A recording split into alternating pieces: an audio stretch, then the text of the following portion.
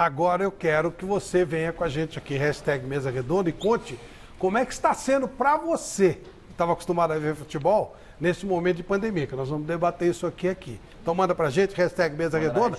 Além de concorrer aos prêmios, você vai dar a sua opinião e o Guilherme Camara vai passar pra gente. Dan, o que você aprendeu com essa pandemia em termos de futebol? Claro que a vida como profissional, nas novelas, no teatro, enfim, a gente sabe a dificuldade que está acontecendo. Mas e como torcedor, mudou alguma coisa para você? Mudou completamente.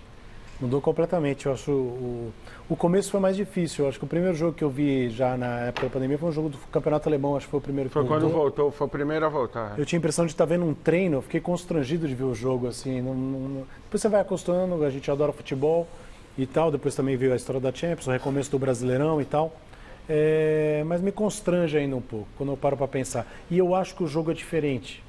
Eu acho que o jogo ele fica mais evidentemente com menos brilho, com menos efusivo, exatamente. Mas quando a gente para pensar racionalmente, é absolutamente constrangedor o que a gente está vivendo.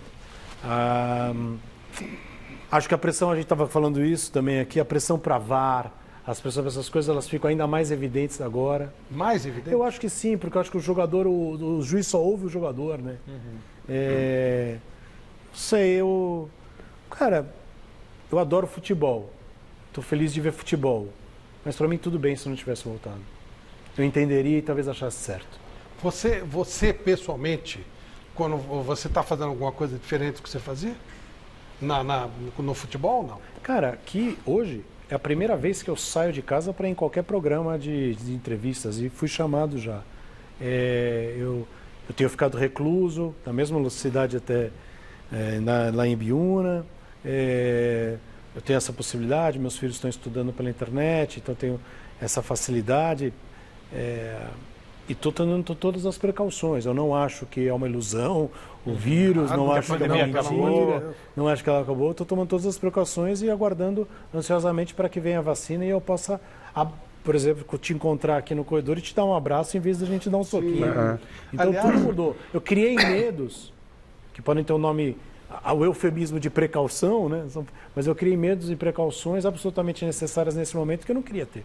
Aliás, bem a propósito, eu quero, infelizmente, usar esse momento que o Dan citou para registrar a morte do jornalista João Bosco Tureta, que trabalhou comigo na Gazeta Esportiva, que trabalhou aqui na Gazeta, que trabalhou na Jovem Pan, vítima do Covid-19, que nos via toda semana lá em Boca Raton, através do nosso satélite, né? Através da parabólica. Ele nos via toda semana lá, mandava mensagem e tal. O Tureta foi vítima de contaminação lá em Boca Raton e morreu hoje. Muito triste, uma situação realmente... Agora, desculpa, eu jamais queria ter te interrompido ainda mais fazer uma situação tão importante. Mas eu acredito que talvez não esteja aqui, mas vocês com certeza num programa próximo estarão falando da volta ao público, do público ao estádio.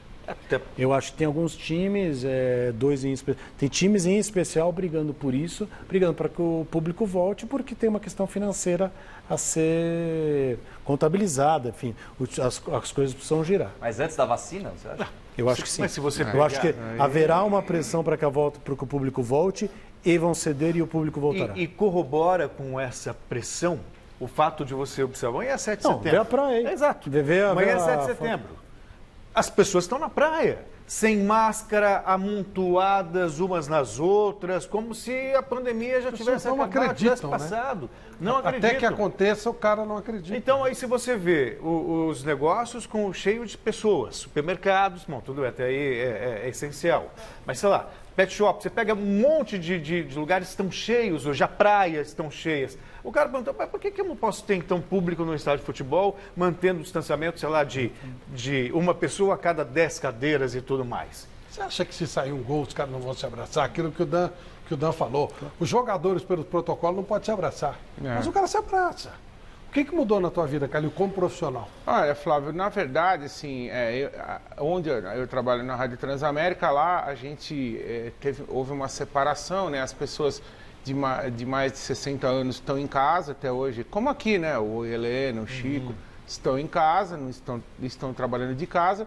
E pra gente mudou pouco, assim, claro que a gente toma as precauções. Você vai à rádio? Vou à rádio todos os dias, eu e um grupo de colegas, a gente está produzindo, apresentando os programas, claro que com os cuidados, né? A gente anda de máscara até ir para o microfone, mantém-se também como aqui o distanciamento.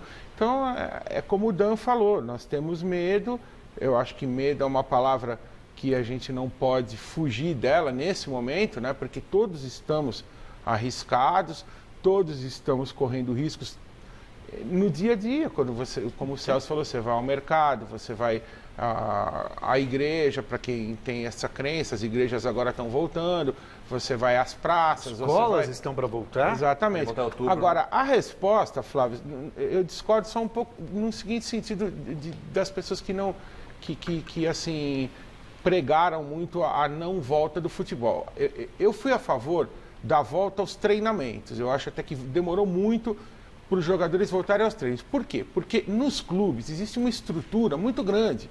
Então o atleta, na casa dele, por exemplo, se cada jogador ainda estivesse na sua casa, eles não fariam testes, eles não seriam monitorados. Então, a volta aos treinamentos, eu fui a favor. Lá atrás, eu acho que tinha que voltar, porque lá eles têm uma estrutura. Onde você vai trabalhar, que tem 4 médicos te esperando, que tem testes de 4, 5 em 5 dias para Covid. Só no futebol, porque o futebol é um meio muito rico, tem muito dinheiro. Então eu fui a favor da volta aos treinamentos. A volta aos jogos, também me parece que a resposta está sendo boa, sem público. Você vê, eu acho que a resposta do futebol não está sendo ruim. Não tem público, houve casos em alguns times, os jogadores, os casos foram tratados, foram isolados, nenhum com maior gravidade. Então eu entendo que a resposta do futebol foi boa. Agora, público no estádio, aí sem condições. Aí eu acho, inclusive, porque não sei se vocês concordam, existe uma questão técnica. Por exemplo, o Corinthians jogou com o Botafogo ontem. Não pôde entrar torcida. Agora, quando o Corinthians for jogar com o Botafogo no Rio, vai lotar o estádio? Não pode. Se o torcedor do Corinthians não pôde entrar contra o Botafogo, o torcedor do Botafogo. É uma coisa técnica. Outro vai dar, uma coisa técnica. Calil. Porque você vai ter, digamos, Um 6 número jogos X de sem, 6 rodadas jogos e- com. Você vai, em algum jogo que você jogou sem público, você vai receber com público. Eu penso assim, o Campeonato Brasileiro deveria ser o ponto demarcatório.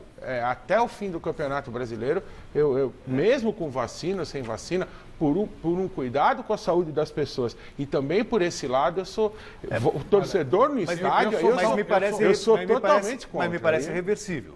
Se você tiver a volta às aulas, se você tiver a volta dos espetáculos, enfim, do entretenimento, Infelizmente, lazer. acho que será a última coisa. Pois é, mas se acontecer, vai acabar por si. Assim, não que eu concorde, mas vai acabar voltando o público no estádio. Eu já era mais radical, era contra o treinamento, a volta do futebol, porque os atletas eles têm uma imunidade muito alta, Assim, tivemos 146 casos. Exato, Né? e são atletas que têm parentes, que têm vizinhos, que têm... Então você acaba contribuindo para um aumento de casos. E que para muita gente não tem volta. Uma vez contraiu o vírus, um abraço, já era.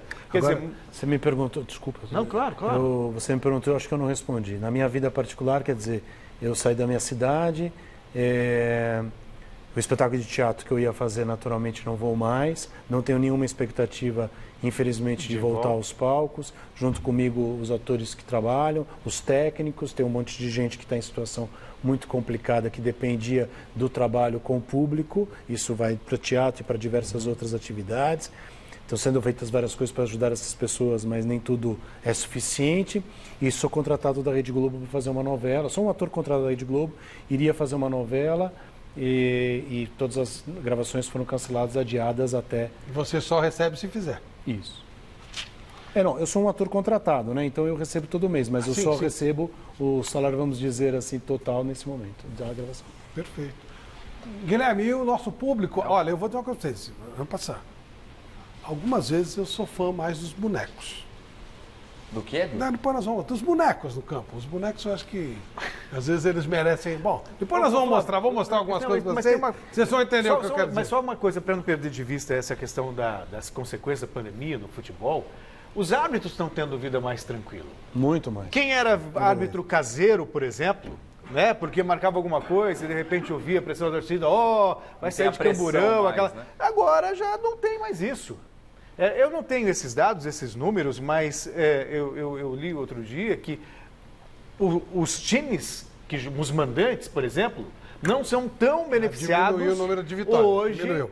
como eram no passado. Na- E por uma questão psicológica, uma questão de pressão, de torcida. O cara tava lá, vai assim, pô, eu anulo esse gol ou não anulo? Eu marco essa falta, eu marco esse pênalti ou não marco? Principalmente num local que ganhou até um nome essa semana, né? Ali.